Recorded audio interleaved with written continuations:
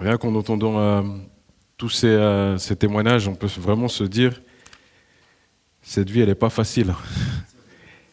Et que Dieu est souverain, il règne, il domine sur son peuple et sur les membres.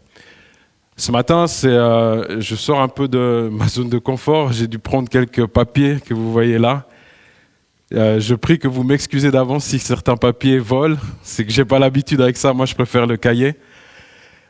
Pourquoi en fait? Parce que ce matin, jour de témoignage, Dieu règne, il domine et des fois, il faut se conformer à ce qu'il veut. C'est que je suis passé aussi par la maladie. Ça frappe aussi même nous qui prêchons, hein, parce que souvent, des fois, on me dit, mais vous tombez jamais malade, vous, ou comme ça? Alors que si seulement certaines personnes savaient, c'est pas toujours évident. Et c'est pourquoi, en fait, tous ces papiers, c'est un peu tout ce que j'ai pu retenir. Parce que l'Ecclésiaste dit dans Ecclésiaste 7,14, il dit « Jour de joie, réjouis-toi, jour de malheur, réfléchis ». Et ce qui s'est passé, c'est que je pense que, comme vous l'avez remarqué, depuis fin décembre, je suis tombé malade, j'ai eu la grippe et il s'en est suivi que j'ai eu aussi une alopécie.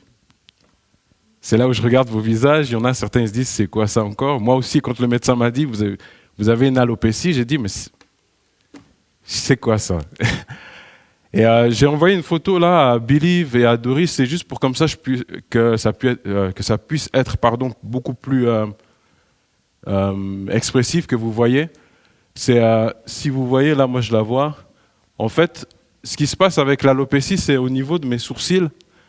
C'est que quand j'ai eu la grippe, vous avez en fait l'alopécie, c'est que c'est une maladie auto-immune qui fait que les cellules de votre corps vont s'attaquer, vont se mettre, on va dire, en mouvement. Pourquoi? Parce que comme vous avez la grippe, il se peut que votre corps réagisse en voulant vous défendre, mais en fait, il ne vous défend pas.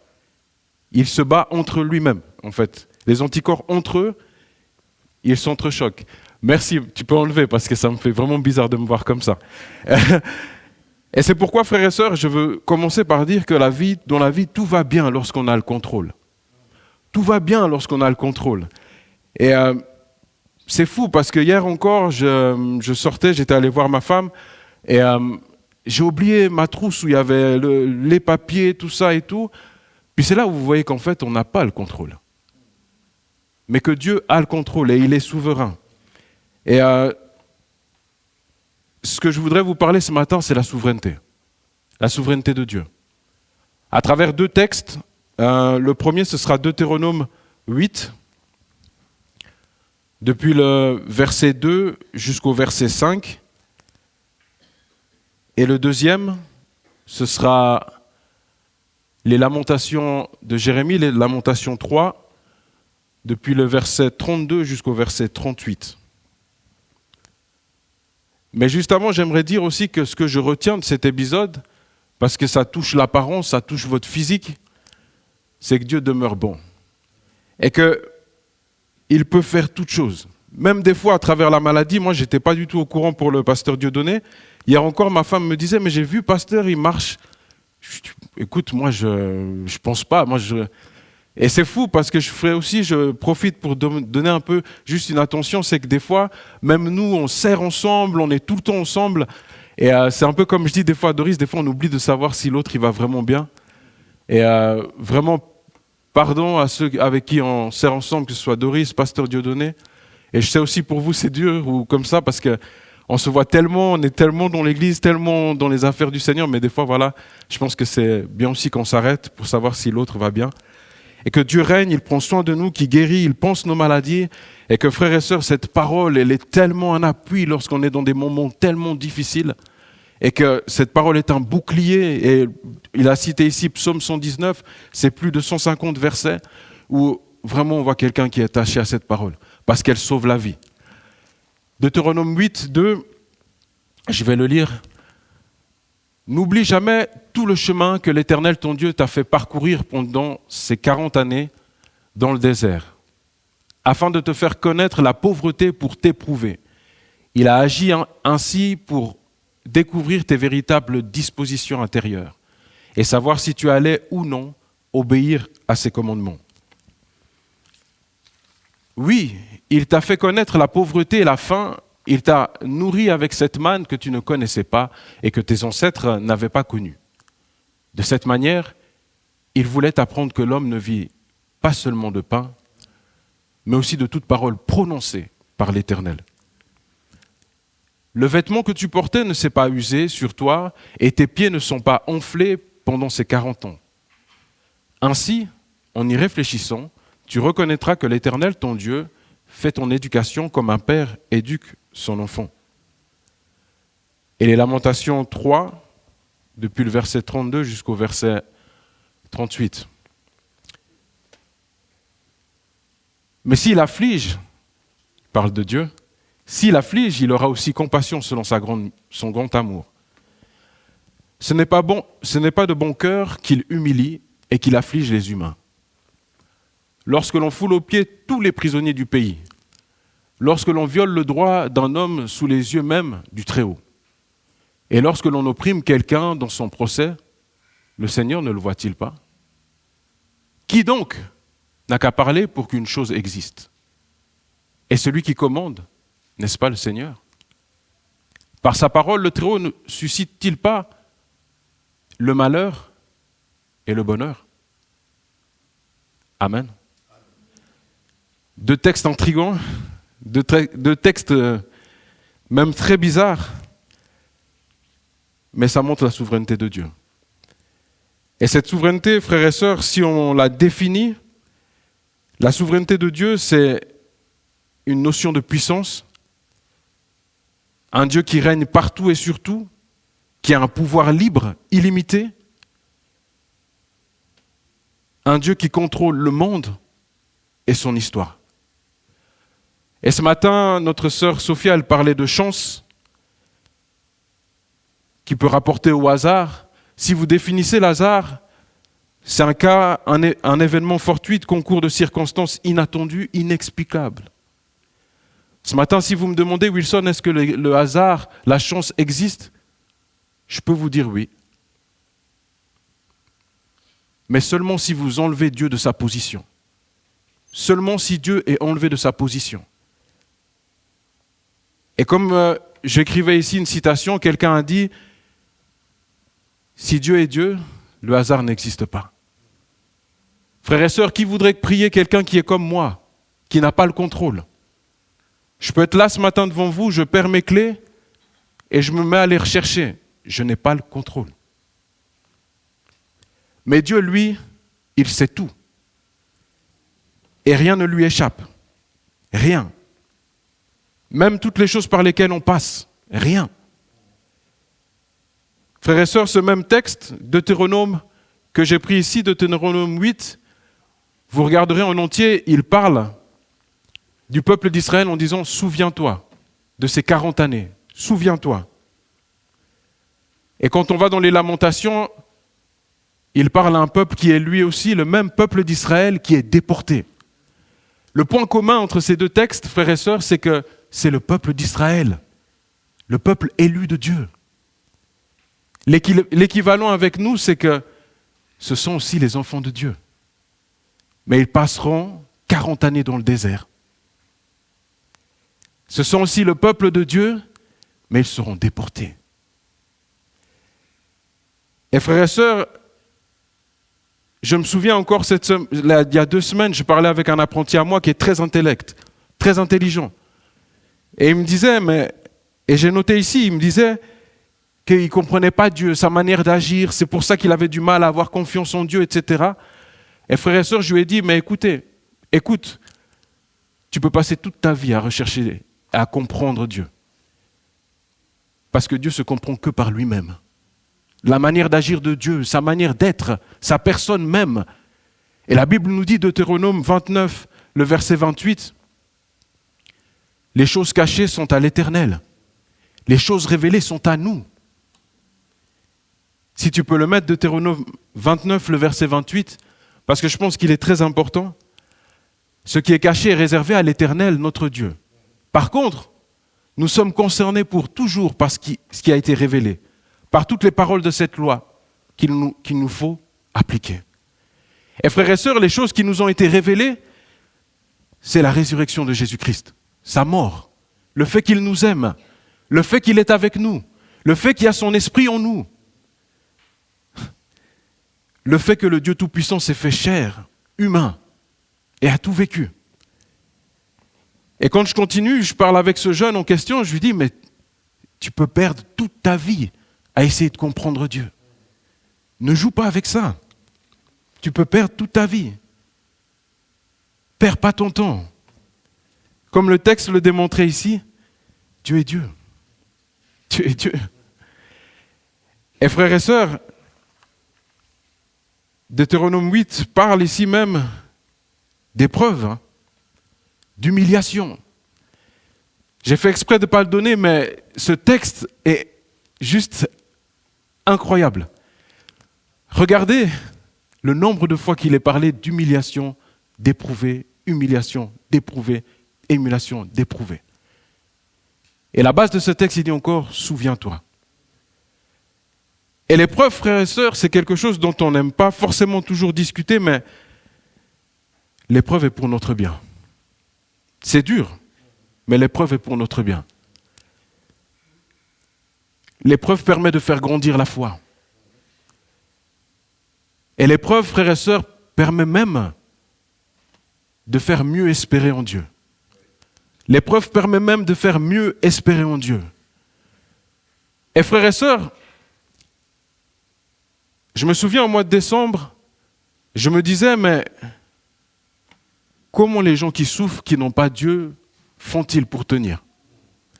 Frères et sœurs, je vous parlais de cette alopécie qui m'est arrivée au niveau des sourcils. Le médecin, lorsqu'il m'a dit ça, j'ai dit, mais c'est quoi? C'est quoi? Moi, je veux juste que mes sourcils restent comme ils étaient avant. Et frères et sœurs, quand les médecins eux-mêmes, qui n'ont pas toujours toute la science, me diront, mais vous savez, ça peut être qu'il y a eu un accident, que peut-être vos parents sont décédés, tout ça, puis ils commencent à essayer de savoir les choses. Il me dit, mais votre papa, votre maman, ils sont toujours vivants? Oui. Vos frères? Oui. Votre femme? Oui. Vos enfants? Oui. Mais je voyais qu'ils ne savaient pas tout. Mais Dieu est souverain. Et frères et sœurs, ce que j'ai pu comprendre, c'est que vaut mieux souffrir et avoir Jésus que de souffrir et de ne pas l'avoir. Parce que frères et sœurs, Jésus, sa présence est notre plus grand bien. Frères et sœurs, quand le médecin me disait, Monsieur Mbala, ça peut repousser demain, comme dans 8 mois ou dans 1 an. Et moi, j'ai dit, quoi? J'ai dit, monsieur, moi, je travaille avec des jeunes, des plus âgés. Je sors, je vais dans des entreprises. Je sers à l'église. Vous me parlez d'1 an. Vaut mieux souffrir avec Jésus que sans Jésus. Parce que c'est sa présence qui me fait du bien. Et frères et sœurs, nous connaissons ce passage, Romains 8, verset 28, on peut le citer. Toute chose concourt au bien de ceux qui aiment Dieu et qui sont appelés selon son dessein. Un pasteur en Angleterre citera un texte, il dira, mais si vous comprenez ce verset, il sera un oreiller pour nous. Face à la difficulté, face à la souffrance, face au temps de cette vie des fois qui est si pénible. Autant, frères et sœurs, cette vie, plus j'avance avec le Seigneur, cette vie, il y a des moments de joie, vous avez l'impression que vous touchez le Seigneur lui-même. Mais il y a des moments, des fois, c'est des moments de telle peine. De telle peine. C'est pourquoi ce verset de Romains 8, 28, si nous le comprenons bien, il sera pour nous un oreiller. Quelque chose où on pourra s'en appuyer. Mais si on le comprend mal, ça va être un sujet d'amertume vis-à-vis du Seigneur, ou même on se dira, Seigneur n'est pas fidèle, alors que c'est faux. Et quand on retient une chose, il y a 2 choses qui sont des motifs de consolation dans l'épreuve, dans la difficulté. La première chose, frères et sœurs, c'est que l'épreuve, l'affliction, ne dure qu'un temps. On ne sait pas quel temps, c'est vrai, mais ne dure qu'un temps. La deuxième chose, c'est qu'elle est adoucie par la compassion de Dieu. Qu'elle est adoucie par la compassion de Dieu. Et que frères et sœurs, je notais un peu dans mes notes, toujours par rapport à ce qui m'arrivait, avec Jésus, nous avons le meilleur traducteur, le meilleur interprète. Nous avons en le Seigneur Jésus quelqu'un qui est capable de parler 2 langues. Il parle la langue de Dieu. La langue de Dieu, c'est incompréhensible. Nous sommes tellement limités. Avec un tel texte comme ça, comment nous pouvons comprendre qu'un Dieu qui aime son peuple, un Dieu qui aime son peuple élu, qui nous aime, est capable de le mettre à l'épreuve? À travers le Seigneur Jésus, nous comprenons qu'il est capable de comprendre le Dieu qui est incompréhensible, dont on ne peut le fermer ni le limiter. Qu'à travers le Seigneur Jésus-Christ, il comprend ce Dieu qui est si grand, si bon envers ses enfants. Mais en même temps, il comprend aussi la langue des hommes. Parce que lui-même a été un homme. Et il nous comprend dans nos situations tellement difficiles, dans nos peines de tous les jours. Il nous comprend dans nos maladies, dans nos moments d'épreuve, dans nos moments de difficulté. Oh, que Jésus est vraiment bon. Et qu'il est bon d'être avec Jésus dans n'importe quelle circonstance de nos vies. Qu'il est bon d'être avec Jésus dans n'importe quelle circonstance de nos vies. Qu'il est bon de pouvoir le prier lorsque nous sommes dans des temps tellement durs et de sentir sa paix qui est juste incroyable. De sentir sa paix. De le prier et de sentir sa personne même. De sentir sa personne même. Et frères et sœurs, Deutéronome 8, le verset 3, il dit ici, pour t'apprendre que l'homme ne vit pas de pain seulement, mais de tout ce qui sort de la bouche de l'Éternel. D'autres versions, on parle vraiment de ce que Dieu a prononcé, de ce que Dieu dit de lui, ce que Dieu dit. J'aimais cette citation, hier encore je lisais, quelqu'un a dit, le Nouveau et l'Ancien Testament, ce sont les lèvres de Dieu. Et notre logique, frères et sœurs, c'est une logique à nous. Mais la logique de Dieu fait que parfois, en tant que père, il est capable de peut-être laisser son enfant tomber pour que lorsqu'il se relève, cet enfant dépende de lui. Et frères et sœurs, tout ce qui s'est passé ce matin, pour moi, concorde au plan de Dieu. Qui croit ce matin que lorsqu'il y a des prédications, mais aussi la louange, peu importe, tout ce que nous vivons dimanche après dimanche, jeudi après jeudi, Dieu parle dans son Église. Qui croit cela, frères et sœurs? Amen. Et frères et sœurs, je bénis le Seigneur pour mon frère Doris. Il y a 2 semaines en arrière, voire 3, je ne sais plus exactement, je notais, frères et sœurs, je vous dépose un peu mon cœur ce matin. Il a parlé, un jeudi, il a parlé de cette guérison graduelle, de cette guérison qui arrivait de manière peu à peu, qui s'avançait dans Marc 8 avec celui que Jésus va prendre la salive et mettre sur ses yeux. Il a parlé de ça.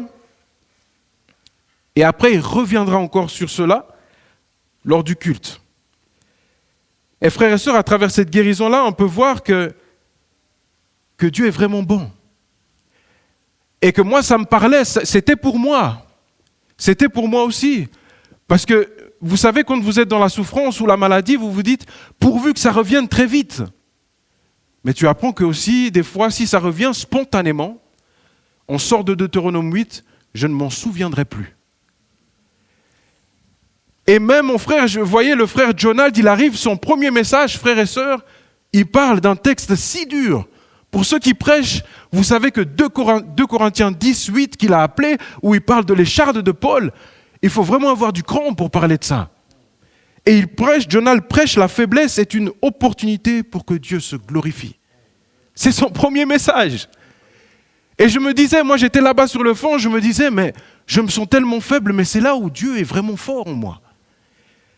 Et Doris reviendra le dimanche après en disant que des fois, il faut qu'on soit dans une sensation d'être misérable pour que Dieu se manifeste, pour que toutes nos béquilles s'enlèvent, afin que sa puissance se manifeste. Afin que sa puissance se manifeste. Waouh!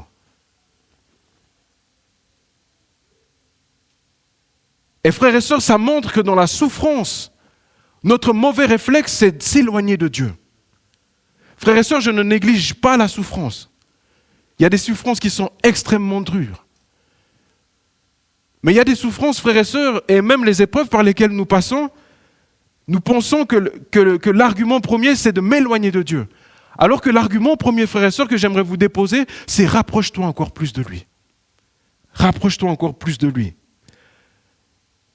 Et frères et sœurs, vous savez que je me souviens en décembre, quand ça avançait, je me disais, mais le plus dur, c'est de ne pas remettre Dieu en question. De ne pas le remettre en question. Pourquoi moi?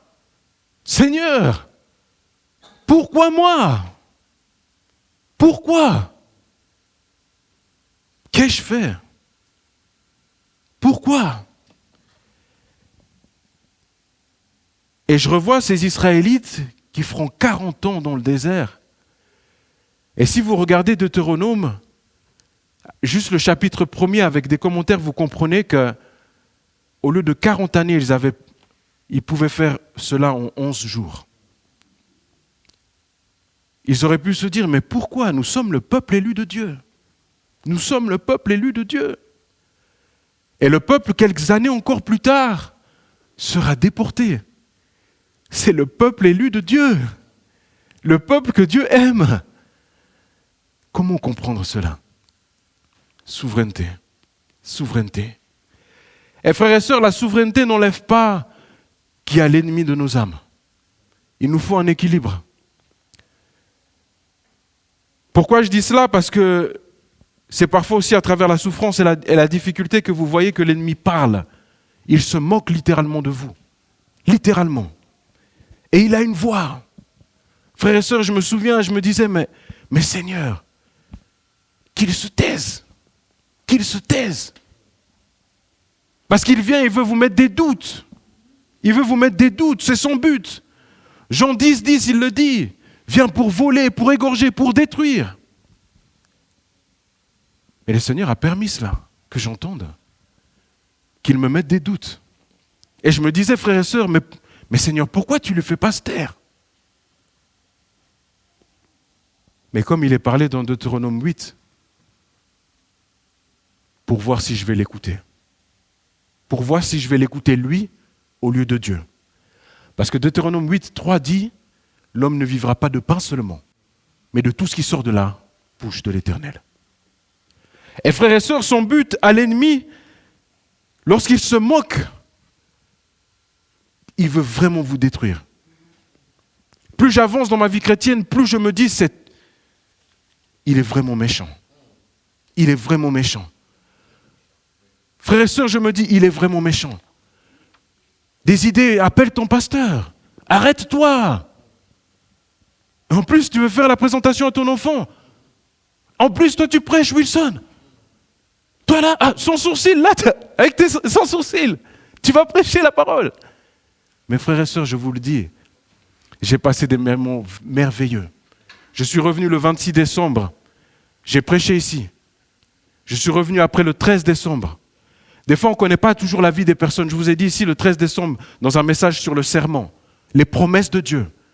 Dans chaque difficulté, il est avec nous. Dans chaque difficulté, il est avec nous. Frères et sœurs, je prêchais ici, je me sentais comme si je volais. Frères et sœurs, l'ennemi est un moteur. Et frères et sœurs, j'ai noté ici, vivons, servons l'Éternel. Parce que frères et sœurs, si je me serais arrêté, qu'est-ce qui serait passé?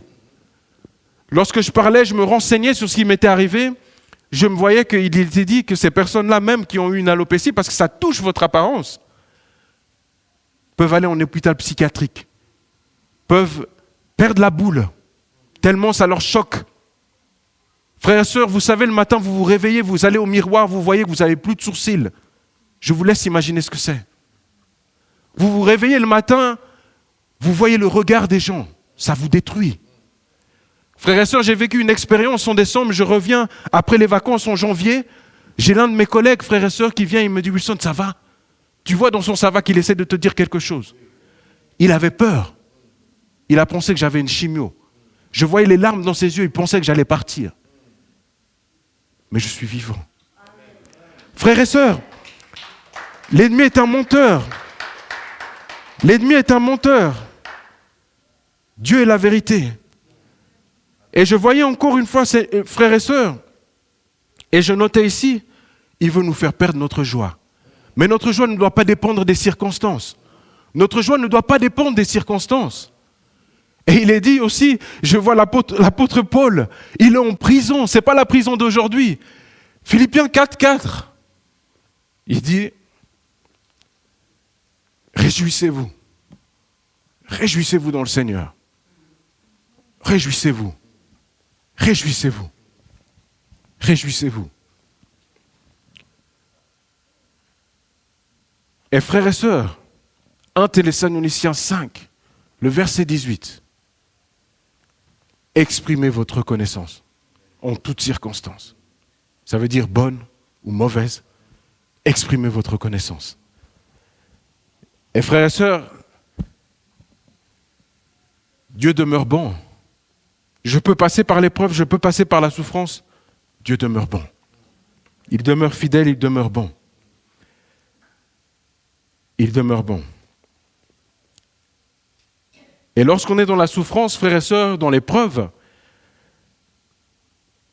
frères et sœurs, je le dis sans honte ce matin, j'aimerais pas pécher devant vous. Je ne néglige pas la souffrance, ni l'épreuve.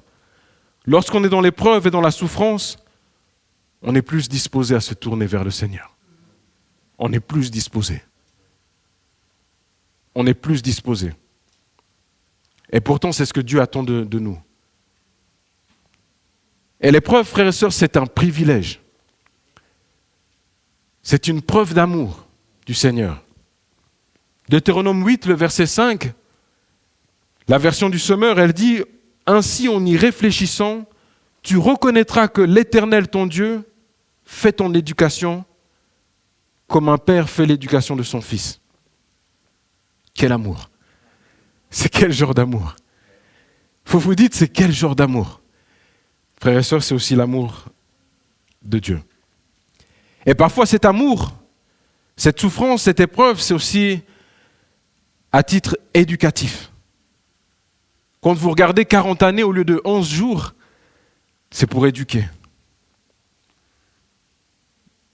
Et l'or qui passe par le feu est beaucoup plus solide que l'or qui n'est pas passé par le feu. Frères, sœurs, la prière, c'est aussi accepter la volonté de Dieu. Certes, on a la nôtre, mais Dieu a aussi la sienne. Et l'encouragement dans cette volonté, c'est que Dieu sait même mieux que moi-même ce qui est bon pour moi. Alléluia. Dieu sait. Et je revois encore ma femme, elle me disait, Wilson, toi, tu as la grâce de Dieu. Hein. Des fois, on en rigole, tu as la grâce de Dieu parce que si tu aurais perdu ta barbe là, tu aurais perdu des choses là, mon gars. Et j'ai dit, Dieu fixe les limites de la souffrance. Dieu fixe les limites de l'épreuve. Et comme il est dit dans 1 Corinthiens 10, le verset 13, il ne donnera pas une tentation dans laquelle nous ne pourrons pas la surmonter. Il donnera le moyen aussi d'en sortir. J'aimerais vous encourager, il donnera le moyen d'en sortir, frères et sœurs. Il en fixe les limites. Il contrôle les choses. Il en est souverain. Il en est souverain. Il en est souverain. C'est pourquoi, frères et sœurs, toutes choses douces, amères, faciles, pas, santé, maladie, prospérité, misère, calme, tempête, réussite ou échec, équité, injustice, vie, mort, toutes choses tournent au bien de ceux qui aiment Dieu et qui sont appelés selon ses desseins. Amen. Toutes choses. C'est pourquoi, Ecclésiaste 7, 14, jour de joie, réjouis-toi. Jour de malheur, réfléchis, réfléchis. C'est pour ça que dans Deutéronome 8, il dit à son peuple, souviens-toi, n'oublie pas, souviens-toi, souviens-toi. Et frères et sœurs, je regardais encore hier, ce même Dieu, quand il sera face à David, David, l'homme selon le cœur de Dieu, qui lui aussi a traversé des épreuves, a traversé des souffrances, voyant sa famille être disloquée, voyant lui-même être... Frères et sœurs, il était le roi, futur roi. Mais regardez son apprentissage. Moi, j'ai toujours pensé que le désert, dans le moment par lequel David a été poursuivi par Saül, c'était, quand vous lisez la Bible, vous avez l'impression que c'est sur des jours. Mais non, c'était sur plusieurs temps, c'était long. Il a été éprouvé. Mais pourtant, c'était lui que Dieu a appelé à être futur roi. Mais regardez l'apprentissage par lequel il l'a fait passer. Et hier encore, je voyais ce texte qui me semblait tellement bizarre parce que dans 2 Samuel 24, David va pécher. Il va faire le dénombrement du peuple. Alors que Dieu va lui interdire. Parce que Dieu veut que le peuple d'Israël soit dépendant de Dieu. Comme nous, que nous soyons dépendants de Dieu. Et comme il va pécher, Dieu va dire à David, par l'intermédiaire de son prophète, il va dire, David, 3 fléaux devant toi. Le premier, c'est 7 ans de famine. Le deuxième, c'est 3 mois où tu seras pourchassé par tes ennemis. Et le troisième, c'est la peste. C'est Dieu qui dit ça à David. Et dans 2 Samuel 24, verset 14, David répond à Gad, « Je suis dans une grande angoisse. » Mais regardez la réponse pleine de sagesse. « Il vaut mieux tomber entre les mains de l'Éternel, car ses compassions sont grandes. » Car ses compassions sont grandes. Je préfère ne pas tomber entre les mains des hommes. Parce que David sait que les hommes sont durs, difficiles. Les hommes peuvent vous détruire rien que par la parole, rien que par le regard lorsque tu es dans la souffrance ou dans l'épreuve. Frères et sœurs, j'ai entendu des choses, je ne vais pas vous citer. Ah, t'as eu ça, t'as eu ça. Mais comme un pasteur disait, j'ai des oreilles, j'en ai 2, j'ai le droit d'écouter ce que moi je veux. Et frères et sœurs, David verra que les compassions de Dieu sont tellement bonnes et il dit, Seigneur, si je dois choisir, moi je choisis toi, Seigneur. Parce que toi, tes compassions sont immenses. Immenses. Et frères et sœurs, c'est là où j'ai noté aussi, le 2 mars 2025, c'est Doris qui prêchait. Et j'aimerais nous interpeller ce matin parce que de plus en plus, je me dis, mais dans notre église, Dieu nous bénit. Dieu nous bénit. Là, il y a quelques semaines, pasteur donnait encore un encouragement, un message. C'est ça que j'appelle, c'est des messages qui sont des messages trésors. Si vous vous souvenez, à la fin, il donne 5 points. Garder la paix, rester sur la parole, garder le Saint-Esprit, etc. C'est des messages, tu te dis, peut-être je ne suis pas découragé en cette circonstance, mais le jour où je suis découragé, comme j'ai noté dans mon bloc-notes, je pourrais ressortir cela et re-regarder. Et j'aurai la parole du Seigneur face à moi. Et le 2 mars 2025, avant de venir ici au culte, je priais, je disais, Seigneur, ça c'est chiant de mettre des pommades, tout ça et tout. En plus, ça brille, ça peut attirer l'attention et tout, etc. Seigneur, non. Seigneur, est-ce qu'il ne faut pas qu'avec ces médicaments, j'arrête? Doris, il rigole parce qu'il sait où je vais en venir. Et c'est là où je vais noter, comme je l'ai écrit, je fais la prière que Dieu me montre s'il faut arrêter les médicaments. Et le matin, au culte, Doris parle que prendre des médicaments est une grâce. C'est vrai que dans certains pays, ils n'ont pas la même faveur. Que prendre des médicaments est une grâce, que le spirituel et la médecine ne sont pas en désaccord.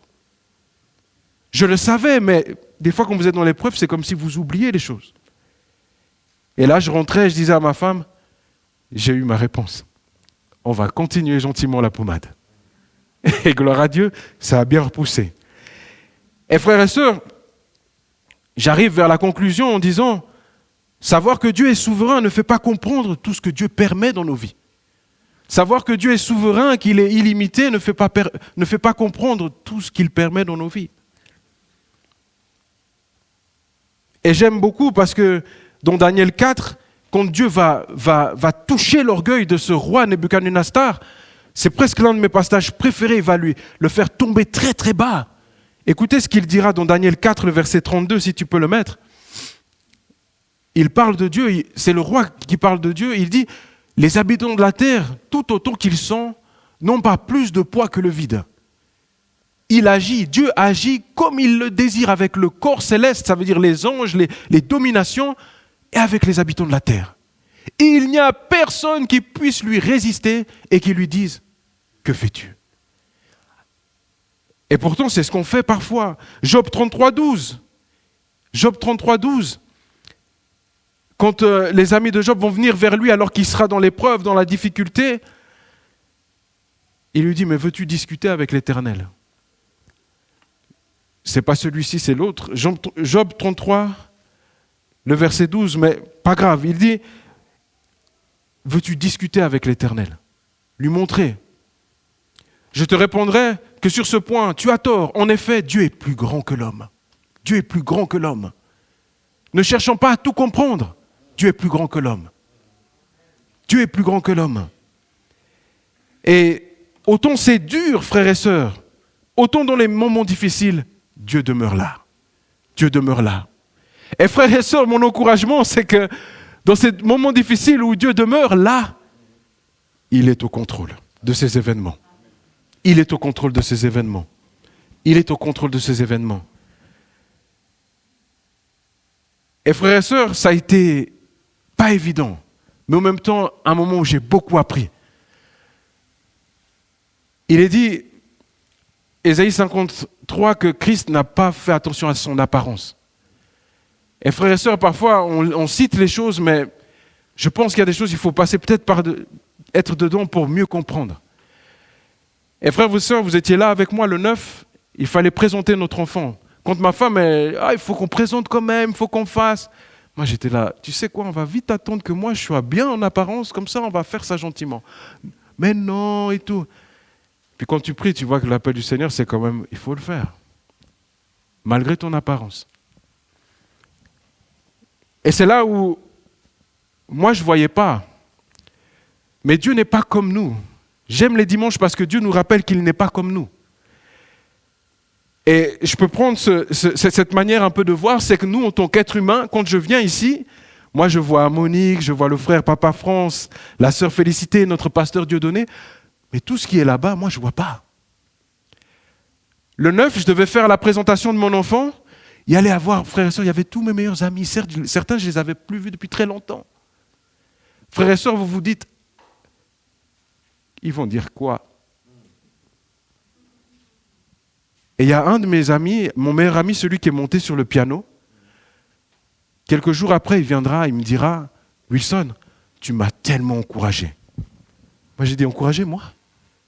Sans sourcil, moi, je t'ai encouragé. Tu m'as tellement encouragé. Tu n'as pas fait attention à ton apparence. Tu as été le message toi-même du message que tu prêches. Et ça m'a beaucoup touché. Parce que moi, je voyais je disais, Seigneur, guéris-moi vite, avant que ça arrive. Mais Dieu voulait encourager plusieurs. Et quand je parle avec mes amis, ça les avait tellement encouragés parce qu'ils se sont dit, moi, si ce serait moi, j'aurais jamais fait ça, ce jour-là. Dieu voulait encourager plusieurs personnes. Et parfois, c'est ça aussi, des fois, nos épreuves. De la même manière que les Israélites ont été 40 ans dans le désert, ceux qui ont bénéficié aujourd'hui, c'est nous. Parce que nous savons que Dieu les a travaillés. Et c'est pour ça que nous savons que quand Dieu nous travaille, on a cette espérance. Et frères et sœurs, c'est merveilleux parce que la souveraineté de Dieu, j'aime la définir comme avoir un Dieu qui est réalisateur de notre vie, qui est en toile de fond de tout ce qui se fait, et nous ne sommes que des acteurs. Et ce réalisateur que Dieu est, frères et sœurs, c'est merveilleux parce que chaque réalisateur connaît le film avant même ceux qui vont jouer dans le film. Dieu connaît, Dieu sait la situation. C'est pourquoi ayons totalement confiance en lui. Totalement confiance en lui. Totalement. Et frères et sœurs, je vous reparlerai. Le peuple d'Israël, qu'il ne comprenait pas, il tournait en rang. Et quelques années plus tard, ils seront déportés à Babylone pendant plus de 70 ans. Nous montre que le désert, l'exil, sont aussi des moyens d'épreuve de Dieu. Deutéronome 8, dans ma version, le verset 2, quand il parle, il dit « Ces 40 années dans le désert afin de t'humilier et de t'éprouver pour savoir quelles étaient les dispositions de ton cœur, si tu garderais ou non ces commandements. » Et le Nouveau Testament nous apprend, mais il dit, mais si vous voulez qu'il y ait des anciens, des diacres, etc., 1 Timothée 3, le verset 10, Il dit, mais mettez-les à l'épreuve. C'est là où vous verrez les dispositions de leur cœur. C'est dans l'épreuve que vous verrez si ils servent le Seigneur avec le cœur ou pas. Et c'est ça en tant qu'enfant de Dieu, c'est pour chacun d'entre nous. Dieu des fois essaie de faire sortir ce qu'il y a dans notre cœur. Le peuple d'Israël, quand il faisait 40 ans, dans le désert, il commençait à dire à Moïse, mais c'est quoi ça? Sors-nous de là, et tout et tout. Et Dieu voyait les dispositions de leur cœur. Et il montrait à Moïse même les dispositions de leur cœur. Et frères et sœurs, pour ne pas faire trop long, j'aimerais prendre Lamentation 3, le verset 22 et 25, qui nous apprend que les bontés de l'Éternel ne sont pas épuisées. Ses compassions ne sont pas à leur terme. C'est le prophète Jérémie qui parle alors qu'ils sont déportés. Les bontés de l'Éternel ne sont pas épuisées. Ses compassions ne sont pas à leur terme, elles se renouvellent chaque matin. Que ta fidélité est grande. Je le déclare, l'Éternel est mon bien, c'est pourquoi je veux m'attendre à lui. L'Éternel a de la bonté pour celui qui compte sur lui, pour celui qui le recherche. Alléluia. Et frères et sœurs, je citerai simplement ce que j'ai noté ici. Chaque épreuve a sa fin, chaque matinée a sa nuit, chaque matin a son jour, chaque jour a son lendemain, chaque jour suffit sa peine. Que Dieu vous bénisse. Amen.